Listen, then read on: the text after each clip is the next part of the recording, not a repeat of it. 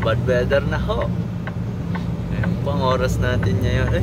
Lumabas yung mga sensor ko. Nilamig Lamig ngayon dito sa may Saskatchewan. Ang hirap overtake kasi may mga pile na ganyan. Isa-isa lang yung pag-overtake yung pile. Yan, may overtake na doon na. Parang lubak Pag in-overtake niya, no? Kaya overtake ka, parang lubak. Kanina yung isa muntik na maano dahil wrong timing yung pag-overtake niya. Sobrang kapal. Dahil yung hangin papunta dito ngayon. Meron pa dun sa unahan na itong ano ba to, hopper na to, kaya hindi maka-overtake. Kanina nakatakbo kami ng bilis Nabutan namin tong mga mababagal. Ngayon, marami pila dun sa unahan hindi maka-overtake no? Ang kakapal Talon-talon yung truck ko dyan Kanina pag-overtake ko Bad weather na, lakas ng hangin. Malaylay pa tayo, kakaalis lang natin ng Regina. Ito ang kagandahan ng purpose ng Google. Makikita mo siya, kunyari bad weather, di ba? Makikita mo ngayon siya. Kung green, ibig sabihin, pag green, maganda ang takbo ng kalsada. Kaya tingnan natin, yun, nandun na meron. Maganda. Pag red, yan, light red. Yan, light red yan, Ano siya, moving siya, slow moving. Ngayon, pag nag-red yan, yung red na red talaga, yung parang katulad ng exit, yung katulad ng ganyang kulay, ano talaga siya, naka full stop yung mga sasakyan. Pero yung mga ganyan, yung light red lang siya. Ayan. Moving yan. Ayan, slow moving kami ngayon. Ngayon, maabutan na ako ng isang hopper doon sa likod, din-overtakean ko.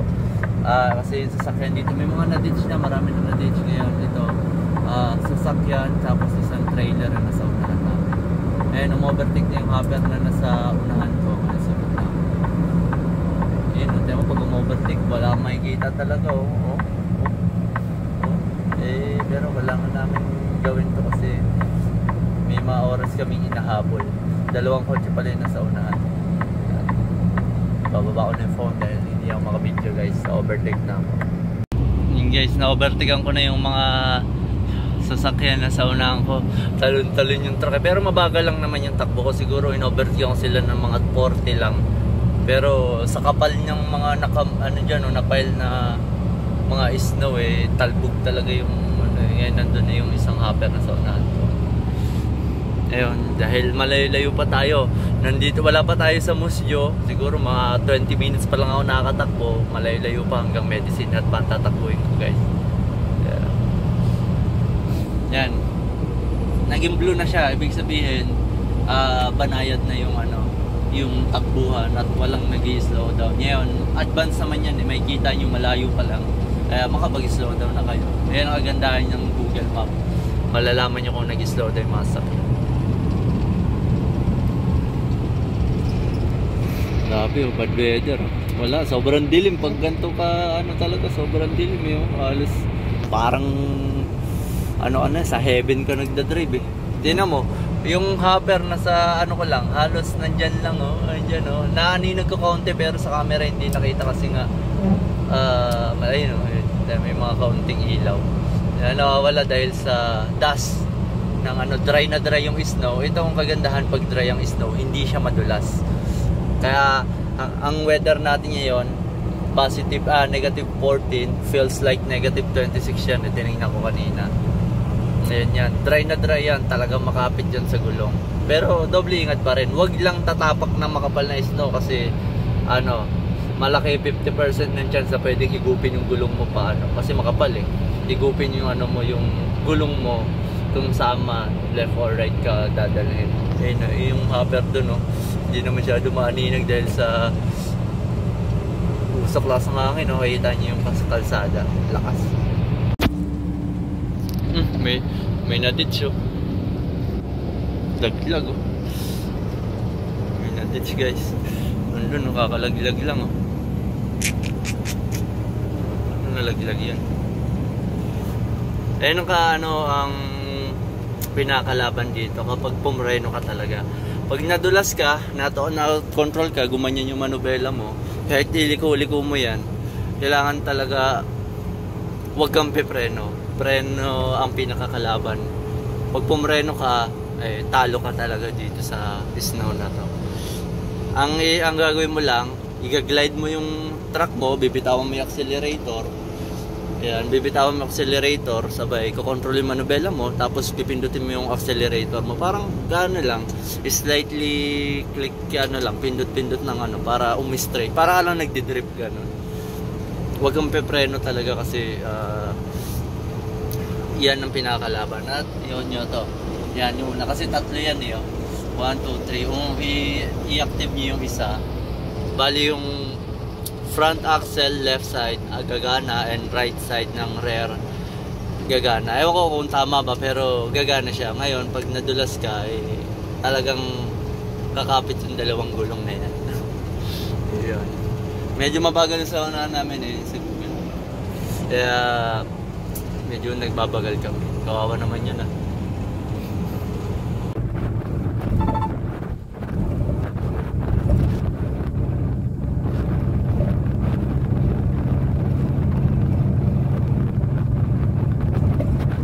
Parang lubak ko.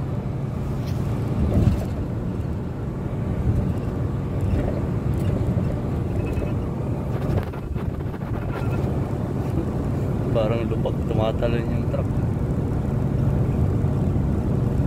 Nagbartigan sila, hindi ka sila maantay pa. Baka mamaya dumulas pa yung kalsada kasi bagong snow lang to eh.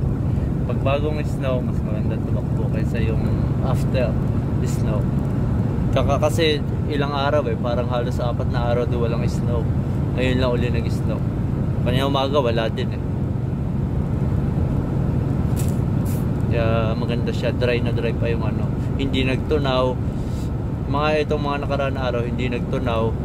Kaya yung kalsada talagang dry na dry, tapos nag-snow ng dry. Ayan, masarap tumakbo yan. Hindi nga lang makita, yun ang problema. Mamaya mayroong na-disgrasya dun sa unahan. Dali talaga. Kaya naka-Google Map tayo guys. Medyo maganda na yung weather dito. Kaya yung kalsada. Ano lang, may mga file ng snow lang dun sa Gedli. Tapos nagpo-frozen ang ating wiper. Kung hindi nakikita pero hindi na siya masyado nawawipe. Dito naman tayo guys sa fast lane nag-stay dahil yung right side malubak. Tayo may tatry ko ha. Papakita ko sa inyo kung gaano kalubak yan. Ayun o. Halos hindi makontrol yung manubela dahil tumatalon-talon yung sasakyan. Hindi mapapansin kasi may stabilize tong tawag dito. Tawag dito cellphone. Hindi rin ako makapagilid, mamaya hilain ako dun pa right.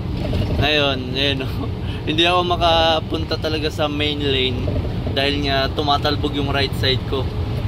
Para akong nalulubak. Dito tayo. Balik tayo sa left side. Para tayong may nasasagasaang bato eh. Sunod or lubak-lubak o humps na right side lang ngayon. Tignan mo kung gaano kakapal yan. Kung mapapansin yung makapal yan. Punong-puno na snow. Ngayon pag hindi, pwede kang hilain yan. Pag hindi mo na-control, pwede kang hilain yan papunta sa ditch. Yung gulong niya kasi madulas ba? Parang gano'n. Yung hangin, pabaliktad na. Kanina yung hangin, papuntang kanan. Ay, papuntang right dito. Ngayon, papuntang left naman. Ito gitna oh. Left and right. Bali ang hangin nito walang direksyon kaya nasa gitna na yung mga snow. Dito tayo, left side tayo, mas malinis dito. Parang kang naglalaro dito pag ganito ang kalsada kasi kailangan mo iwasan yan. Kung hindi talagang matutulog ka sa ditch. Ngayon nandito naman yung mataas, yung makapal, yung parang hams-hams. Kaya dito naman tayo sa right side. Yan. Diba? Mamaya naman pupunta naman tayo sa left side kasi yung hangin papunta naman ng left ngayon. Paiba-iba ng direction yung hangin eh. Ayan. Pero kaya hanggang medyo maganda pa ang kalsada, medyo raratratin natin to ng safety. Hindi tayo basta-basta rumaratrat lang ng ng basta-basta lang. May kasamang pag-iingat to guys. Kayo mag-alala. Yun guys, so din na yun, kapal ng mga gilid. Hams yan, magkamali ka na. Yan yata yung naapakan nung isa eh. Kaya siya na-ditch eh. Nagkamali siya ng... Nalubak siya, nadulas siya, pumreno siya. Ngayon, tuloy-tuloy siya sa ditch yung kanina na truck. Kailangan talaga pag nadulas ka, wag ka pepreno. Kung kayang i-recover, i-recover mo. Dahil na medyo malinis na. Ayun, may nadali na naman. Ayun oh, hindi na yun guys. Slow down tayo kasi hindi natin alam kung ano meron dyan sa kalsada. Dali oh. Ano ka nadali eh. Ang ganda na yung kalsada eh. Wala na masyadong snow. Ay, kawawa naman ito.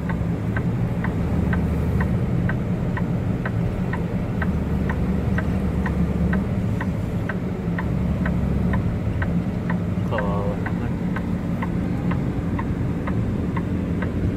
Traffic. Wala nakasulat. Dali siya dun ah. Medyo maganda-ganda na yung kalsada dito eh. Kawawa naman yun. Ito lang ang pinakamahirap.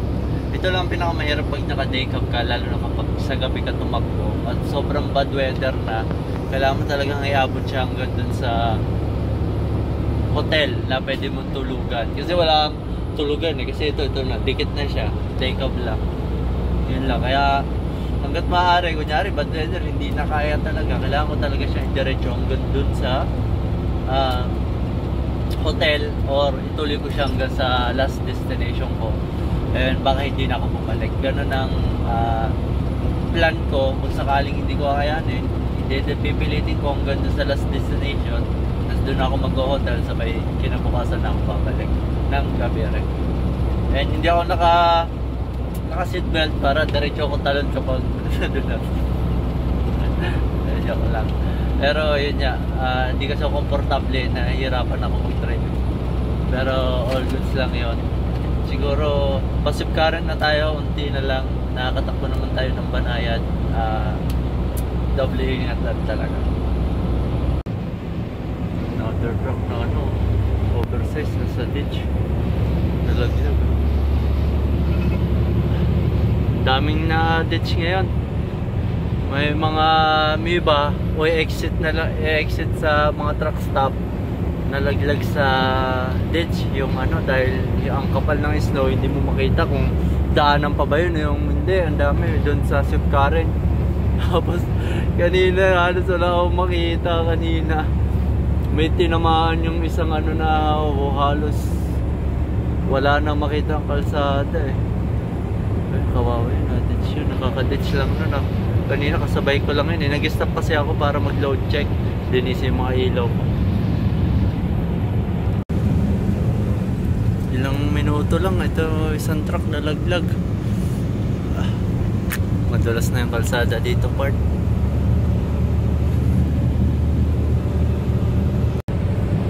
Compact ice na atin dinadaanan guys. Tingnan nyo. Buti na lang yung snow kumalat na at tumigit sa kalsada. Hindi na siya ganong kadas.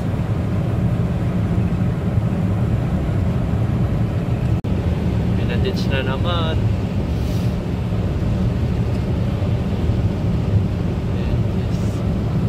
Pinaditch na naman.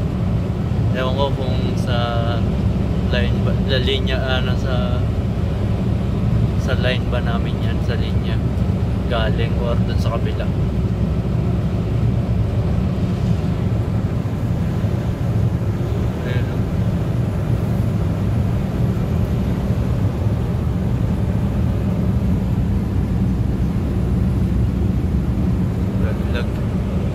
So yun guys, safe tayong dumating ngayon dito sa Medicine Hat at grabe yung mga pinagdaanan natin na yun. Grabe yun. Kaya ito na yung trailer, nakahook tayo dahil darating yung isang driver. Ito yun, dahil isi-set up ngayon yung ano natin, yung trailer niya, kaya hindi na muna. Yan, lilinisin na muna natin.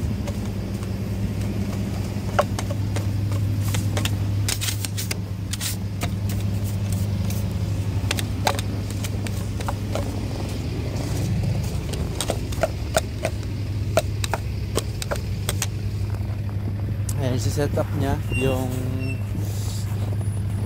trailer. Ayun sila. Ayun yung kasabayan ko. Overtake ko siya, nandyan siya. Ngayon ilalagay niya yung converter dun sa unahan ng trailer. Tapos itong trailer i-hook to papuntang Alberta to.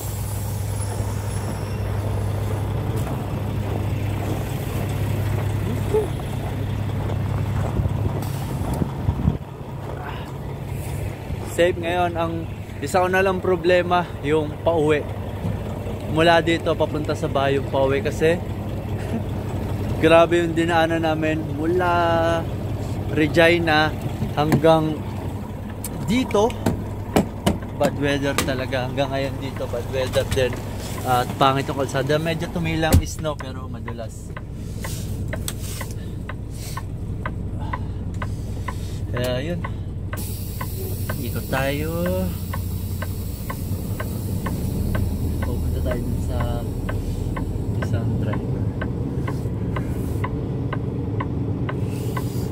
Grabe ang weather. Ngayon ang dami na nalaglag, ang dami na ditch. Di ba hindi ko na na-video kasi mahirap minsan instant eh. Kawawa yung mga ibang driver eh. Sana okay na sila. Yun ang pinakakalaban ngayon talaga ng driver. Winter, mahina biyahe at sobrang risky talaga. Kaya ngayon ang problema namin dalawa, tag-isang ano yun, LCV din ang hinihila nung isa eh. Ngayon nag-isang trailer lang siya. Sunod tawag ito, nag-isang trailer lang siya ngayon. Then ito isa, bali ang kukuha nito ibang LCV din, bali dadalhin to sabay dalawa papunta. Pabiligan ako ng trailer eh. 53618.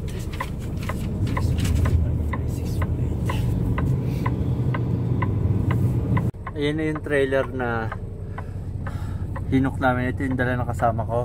Ito yung dala ko. Tapos hinuk ko na rin siya dun sa isa. Para yung taga Calgary dire-diretso na pagalas. Yung trailer ko nandun pa. Mamaya ko na i-hook. Dahil ako ay magde-dep muna. Yung mga iba kong kasamang gumagamit nito sa umaga, tamad maglagay ng dep eh. Kahit mag-diesel eh. Ayan, dep natin kalahati na kasi kanina ano to eh 3/4 baka mamaya magsara yung kalsada at ma-frozen yan, problema yan. Kaya magre-refill muna tayo. Ito yung ano natin, tire namin dito sa dito, dep namin dito sa yard. Lamig ah.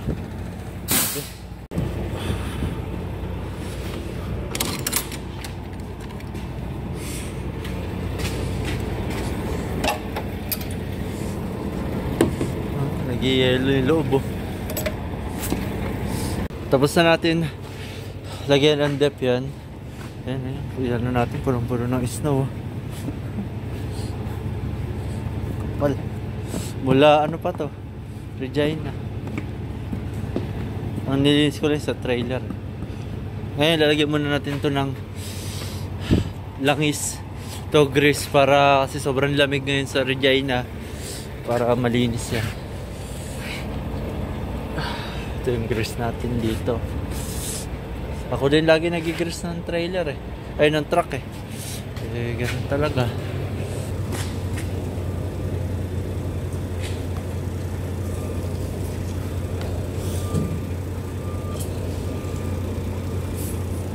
So yun guys, kita-kits lang tayo sa Regina. Sana safe tayo makabalik. Let's go. I-exit sana ako dito para mag-load check. Kaso mukhang na-stuck yung ano, nagkamali ng exit oh. Laglag. Nagkamali siya ng exit, dapat dito.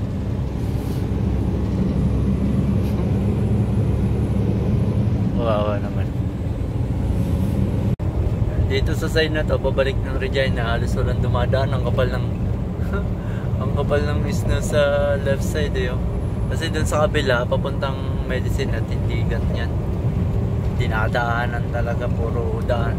Puro bakat na ng gulong. Ito wala oh. Kapal oh. Muntik na akong higupin eh.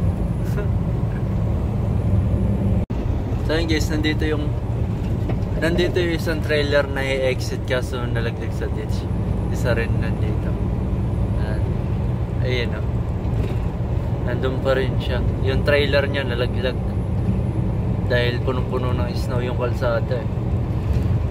Kaya nga ang hirap din umexit katulad nung kanina doon. Umexit sa ditch diretso eh. Kaya ang hirap pumasok sa mga truck stop eh. Kaya sa mga kami, madalas kami nag-load check sa shoulder lang. Kasi shoulder kita mo. Eh yung exit, ang hirap masabi. Ayun o.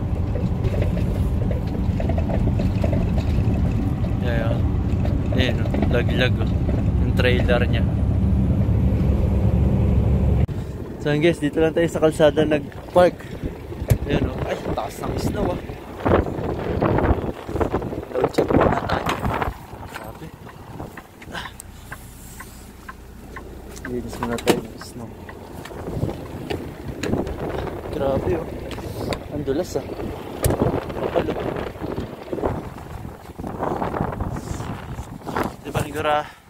Panigurado. Kapal oh. Mahirapan natin sa sasakyan dumaan dito ah. Lang. Taas nga. Sakto gabi, madaling araw naman eh.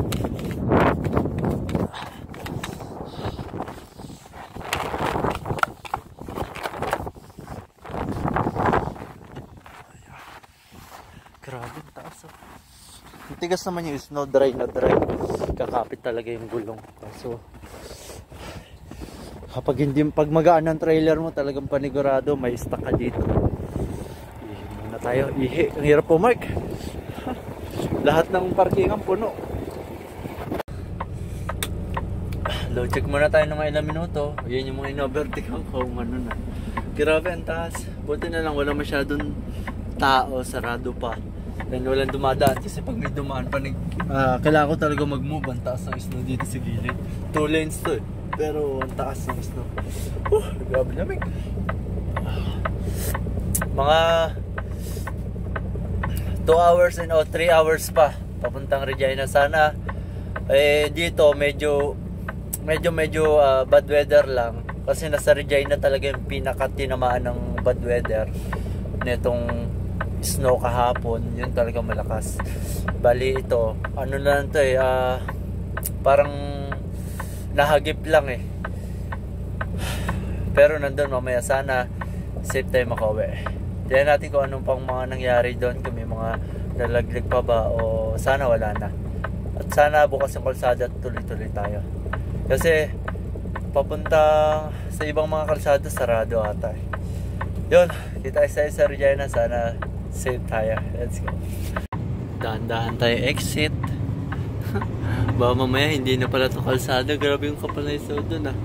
Dahan-dahan ko lang, baka mamaya ditch pala yun. Kalaglag ang trailer. Sakto. Good, let's go. Yung mga ganitong klaseng daanan, napapansin nyo punong-puno na yung snow. Nandito na ako sa shoulder banda nagdadrive eh. Kung walang dumadaan ng buong gabi or kahit mga ilang oras lang at isa or dalawa, pwedeng itong highway na to magsara to eh. Dahil wala pang nag-i-snowblow eh. Dahil snowblow ngayon, unti ang driver. Kaya kulang na kulang sa driver, kaya walang naglilinis. Yan o. Bali, ingat lang, hindi mo pwedeng daanan kasi masyado tayong dikit sa shoulder. Medyo minsan napupunta doon na sa gilid eh. Baka ma-out of control, pwedeng dumiretso doon or dito sa kabila. Ayun o, na-out of control ako dahil hinihigop yung gulong ng, yung kapal ng snow, parang hinihigop yung gulong eh. Ito na, nasa shoulder na tayo banda. Kaya dahan-dahan lang tayo, baka mamaya yung sa right side makapal din. Kung walang dadaan talaga ng mga 1 or 2 oras, mabilis lang to eh. Panigurado pwede magsara tong kalsada. Tingnan mo anong oras na. Dumaan ako dito kagabi alas 9. Ngayon alas 4 na alas 9 ng gabi. Ngayon bumalik ako alas 4 na ng mga daling araw. Ganto pa rin yung kalsada, hindi pa rin nalilinis. Dapat nga nalilinis na to eh. Gantong oras eh. Ibig sabihin kulang na kulang, hiring pa rin yung mga ano eh, snow, ano ba to, cleaner ba tawag nila, o snow plow driver. Yan oh. Kagabi pa to, pumapal na lang oh. Napupunta na, dadaanan lang yung iba eh, kaya ganyan.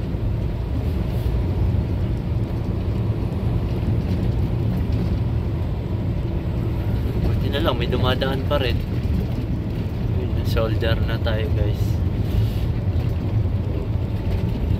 Ingat, baka magkamali tayo ng daanan na snow. Mga snowplow, nasa na kayo? Oh, so ano na kayo? Mag-apply na kayo kung gusto nyo maging snowplow driver. Grabe, ang hirap pala talaga pag walang tagalinis na kalsada oh. Kagabi pa to, 9 PM ngayon, 4 AM na. Ayan yung oras natin oh. 4 AM. Parang lubak-lubak eh. Parang rough road ng dinadaanan. So yun guys, finally safe tayo nakarating. Grabing kalsada yan, sobrang worst. Ayun yung trailer natin. Pinark natin dyan sa door 9. Yung trailer natin. Bibigay ko lang itong papel doon sa loob. Nabigay na natin. Okay guys, puputulin ko na lang at ipapark ko. Hey guys, maraming salamat sa panonood nyo. Kung umabot kayo dito, maraming salamat. Subscribe na lang. And see you on next vlog. Peace out.